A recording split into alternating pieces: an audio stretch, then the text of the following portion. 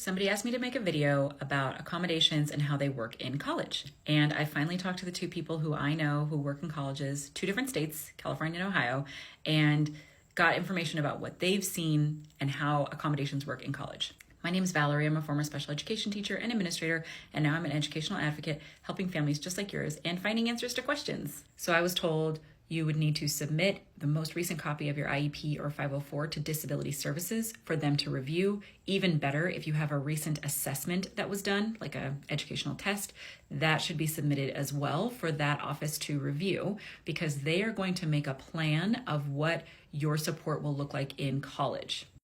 Both told me that it's not a one-for-one. You don't get the exact same support in college that you did in high school. The support can look a little different. For some students, that was better. For some, it's not as much support. One thing that was very clear is things like modified assignments, where you have a reduction in workload, was not something they ever saw carried over from high school, but they did see things like extended time. I also was told just make sure that IEP or 504 is current. I would add that's probably not the time to be reducing accommodations and modifications. Just keep things the way they are so that the college has that as part of their review as they're creating your plan.